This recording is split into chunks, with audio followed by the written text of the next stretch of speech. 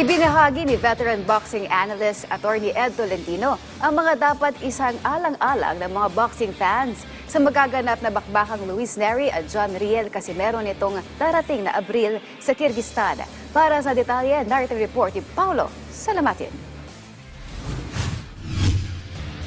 Matapos ang 4 na taong paghihintay na muling makapagbulsa ng world title crown, sasalang sa isang kritikal na pagsubok ang dating 3-division world champion na si John Riel Cuadro Alas Casimero. Sa darating na ika-18 ng Abril, makakaengkwentro ng 37-year-old Pinoy boxer ang mapanganib na Mexicanong si Luis Pantera Nery sa isang 12-round showdown para sa bakanteng WBA Gold Junior Featherweight title na gaganapin sa Kyrgyzstan. Sa kasalukuyan, wala pang hawak na world title si Casimero mula pa noong 2022 at natanggal na rin sa world ranking sa mga major sanctioning bodies. Ang pagharap nila ni Nery ang itinuturing na pinakamalaking laban niya mula pa noong talunin niya si Guillermo Rigondo noong 2021. Ngunit hindi ito magiging madali para kay Casimero dahil si Nery ay isang ranked number 5 sa WBO at top 10 naman sa WBC, WBA at IBF Featherweight Division.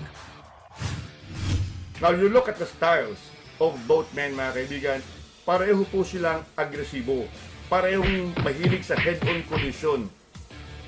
Itong si Nery, mga kaibigan, kaliwete, power puncher po ito talaga. Pasok ng pasok, he is a pressure fighter. Okay, talagang i-stock ka niya. At talagang gustuhin niya na i-knockout ka through his powerful left hand. Now, Casimero, mga kaibigan, may lakas din po ang suntok nitong si Casimero pero hindi pa siya tested at around 122 pounds. Mas gamay ni Nery ang 122 pounds because dati na siyang world champion dito eh. At napalaban na rin siya doon sa regular na championship.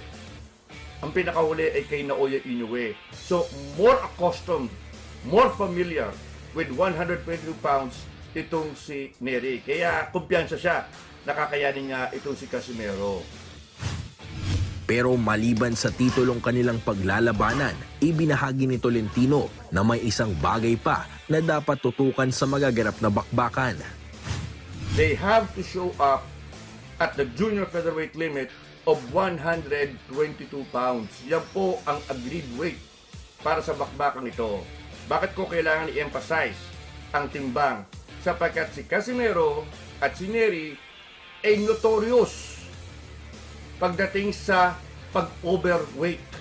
Sila pa ay may seryosong conditioning issues. Pareho sila. In fact, mas malala itong si Nery.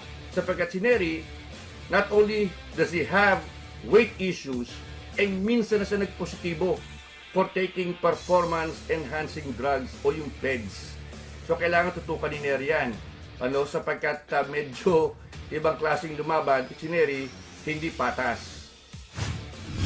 Para kay Casimero, ito na ang pagkakataon upang patunayan na may likas pa siyang lakas matapos ang kanyang pagkatalo kay Konosuke Kameda noong Oktubre ng nakaraang taon. Ani Tolentino, kinakailangang magpakita ng pinakamagandang kondisyon at malinaw na battle plan ng Pinoy pugilist kung nais niyang muling bumalik sa mapalad na landas ng boxing at makamit ang pangarap na muling maging world champion. Paulo Salamatin para sa Atletang Pilipino, para sa Bagong Pilipinas.